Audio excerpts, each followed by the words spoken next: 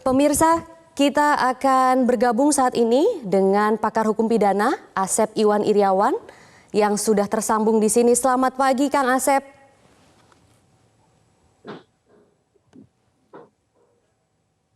Kang Asep, selamat pagi.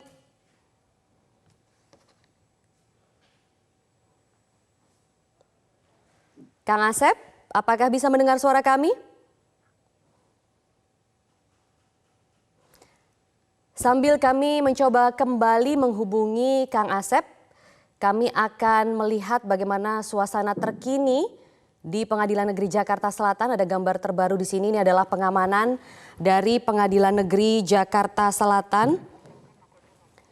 Karena kita tahu bahwa 3 terdakwa sudah tiba di Pengadilan Negeri Jakarta Selatan dan sebelumnya adalah gambar terbaru dari kawasan Makobrimob yang tadi menangkap keberangkatan dari terdakwa terakhir yang akan disidangkan hari ini, yaitu adalah Ferdy Sambo. Kalau kita lihat memang pengamanan yang ada di sana menuju sidang pertama kasus Ferdy Sambo ini, Kapolres Metro Jakarta Selatan Komisaris Besar Polisi Ade Ari Syam Indradi menyatakan akan mengerahkan sekitar 170 personel.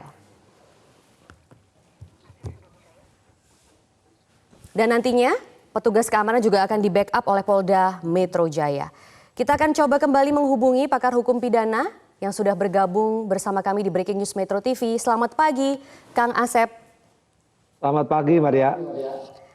Kang Asep, seperti kita ketahui, ya, selamat pagi. Terima kasih sudah bergabung bersama kami di Breaking News Metro TV.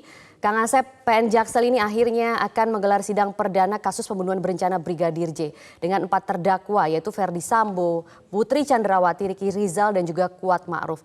Kita ingin tahu bagaimana menurut Anda melihat perkembangan kasus ini dari awal hingga akhirnya hari ini disidangkan. Ya, kita bersyukur seluruh rakyat Indonesia hampir kesemuanya menantikan persidangan yang sesungguhnya. Artinya fakta-fakta yang selama ini beredar di publik, kan apakah itu gosip, apa asumsi, prediksi, sekarang akan dilihat di persidangan. Artinya dibutuhkan kejujuran semua pihak, terutama FS kan. Karena FS kan berubah-ubah dari tembak menembak sehingga ketahuan menembak, sekarang juga dari perintah menembak menjadi dihajar. Nah, ini kan di ruang persidangan akan ketahuan apakah konsistensi dari terdakwa, entah itu yang 5 maupun 11 maupun mereka berperan sebagai terdakwa maupun saksi, akan kita saksikan semuanya. Karena ini publik akan mengetahui yang sesungguhnya. Artinya kalau terjadi penyangkalan atau rekayasa atau bohong lah bahasa sederhananya, akan ketahuan. Karena kan yang nanya tidak hanya JPU, penasihat hukum akan nanya, kemudian juga hakim akan nanya, publik juga nanya, dan diamati juga oleh pihak-pihak tertentu di luar, misalkan Komisi Kejaksaan, Komisi Yudisial, para akademisi, mahasiswa hukum akan melihat. Jadi mana yang logis ya secara yuridis atau mana yang bohong.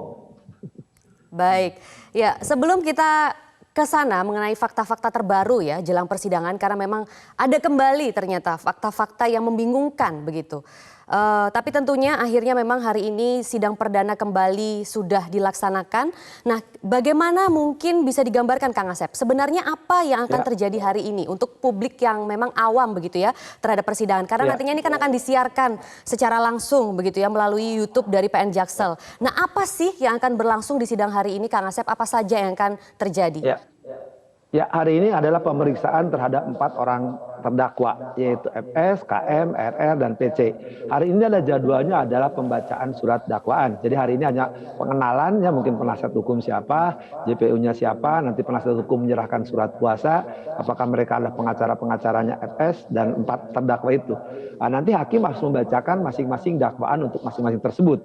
Nah, yang jadi persoalan adalah apakah nanti satu-satu ataukah sekaligus. Tapi yang aturan sih memang satu-satu. Nanti sebagai terdakwa pertama misalkan FS akan dipanggil ke ruang sidang dalam keadaan bebas. Nanti ditanya identitas, ya. Kemudian setelah itu ya menunjukkan penasihat hukumnya. Setelah itu nanti terdakwa dipersilakan membacakan surat dakwaan. Nah, di dakwaan itulah kita akan ketahuan bahwa fakta-fakta menurut versi jaksa inilah disangkakan, ya didakwakan membuat perbuatan 340, 338, kemudian juga obstruction of justice, ya itu akan dikenakan kepada terdakwa. Jadi ini dakwaannya kumulatif alternatif. Artinya alternatif pertama apakah 330 atau 338, kumulatifnya juga bisa dengan OOJ, ya, obstruction penghalangan proses penyidikan, dan mungkin juga undang-undang ITE. Kita tunggu, mungkin 40-50 halaman dakwaan akan dibacakan untuk FS. Kalau setelah itu nanti hakim akan menawarkan terdakwa atau penasihat hukum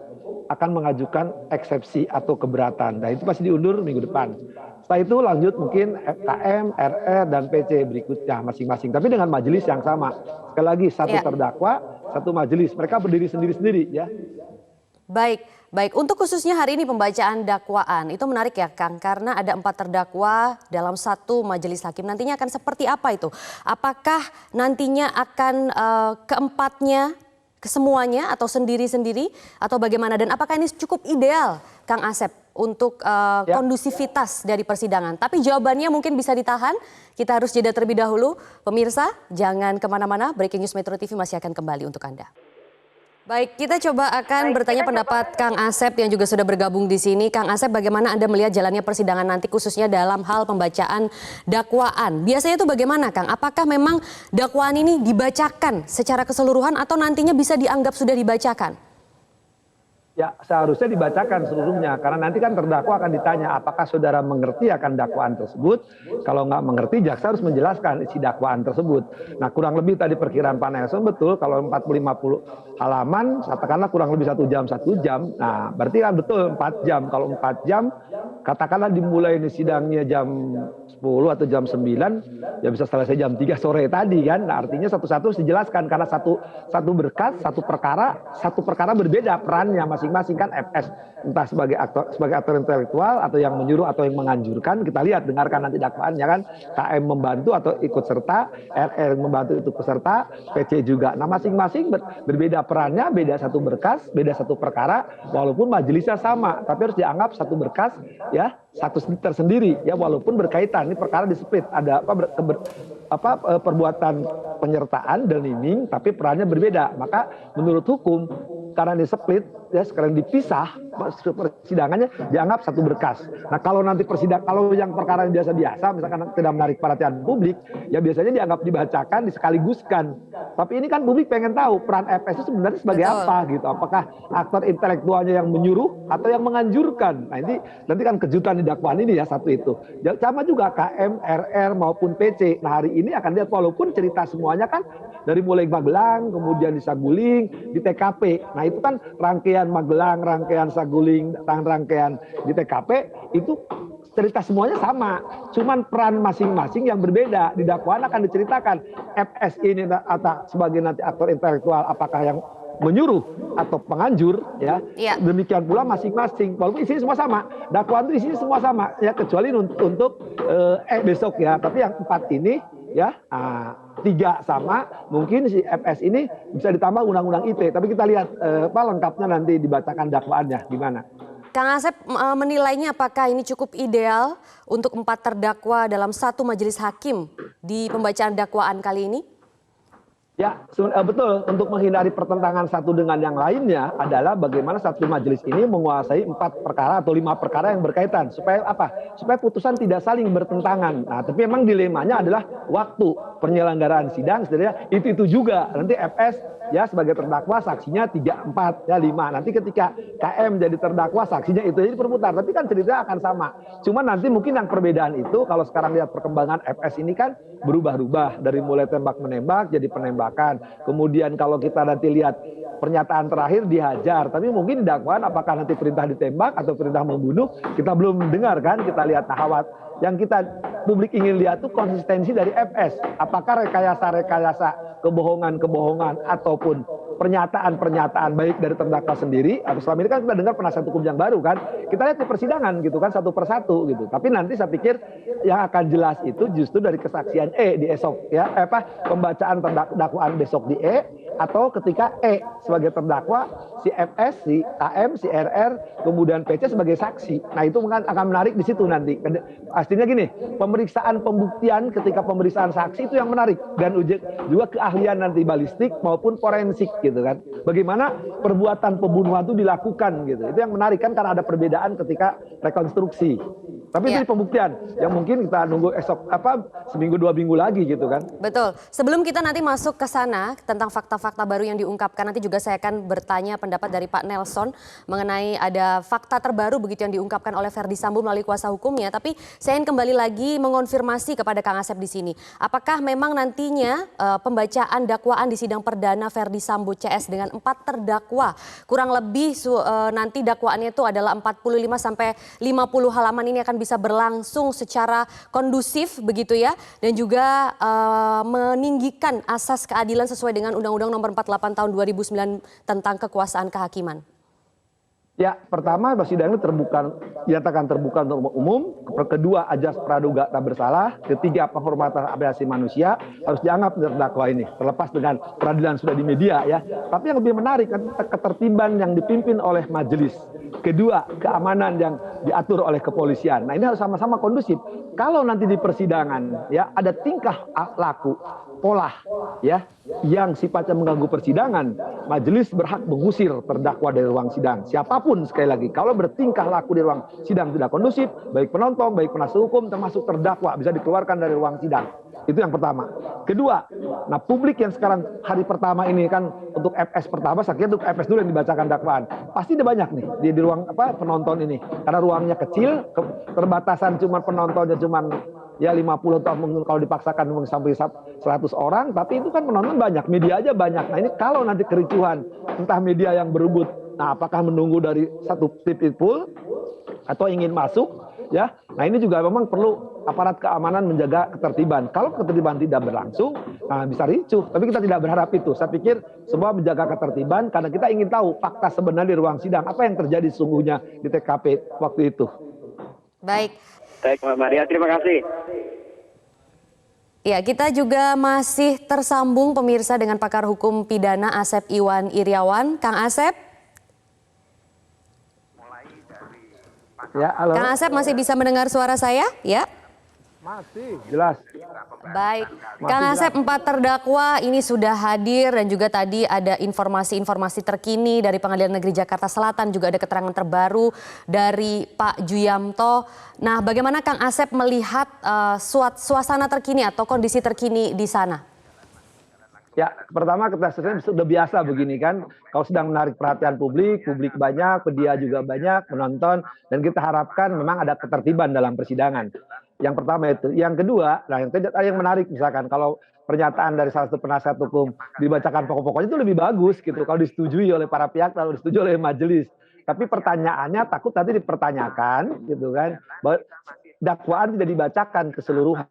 Nah, itu perlu dicatat. Kalau memang para pihak sepakat dibacakan pokok-pokoknya, pada intinya sudah didakwa pasal ini, itu lebih bagus gitu, supaya memudahkan, meringankan, dan kita juga publik memahami gitu bahasa sederhananya. Cuman persoalannya KUHP itu memang mengharuskan dibacakan, surat dakwaan dibacakan.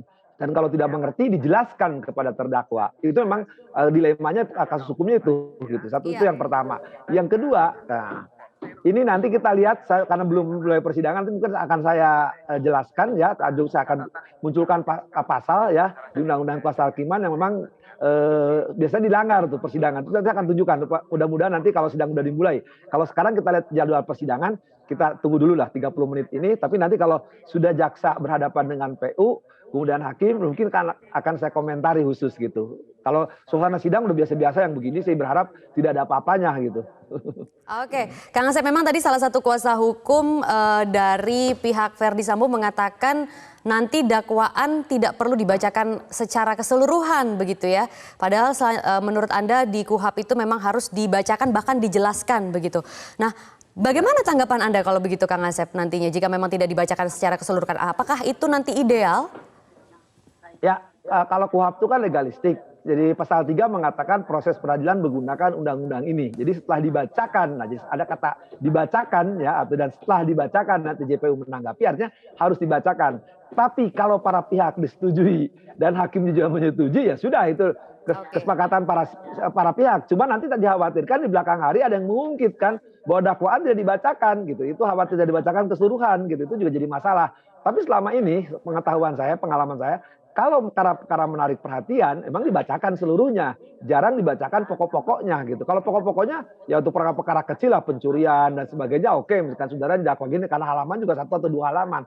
Kalau ini kan tadi 45 atau sampai 50 halaman, ya. Nah, dilemanya kita memakan waktu yang banyak masing-masing terdakwa 4 itu. Cuman sekali lagi, kalau penasihat hukum tidak keberatan, JPU tidak keberatan, disetujui majelis, ya sudah, itu kesepakatan dalam persidangan. Oke, Kang Asep, sekarang kita akan membahas tadi konten yang dikatakan begitu ya oleh salah satu pengacara dari Verdi Sambo, Arman Hanis, yang mengatakan bahwa memang dari BAP sejak awal tidak ada perintah untuk menembak, yaitu memang perintahnya menghajar. Nah, tanggapan Anda, apakah nantinya ini akan berdampak pada persidangan hari ini? Ya, kita kan pernyataan itu di luar persidangan, bukan bukti mengikat, bukti bebas.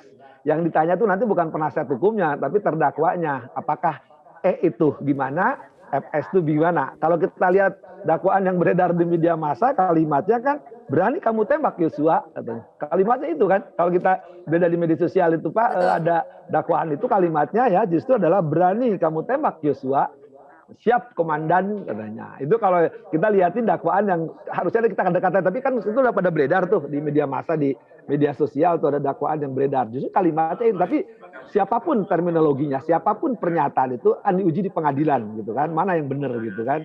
Diuji semua.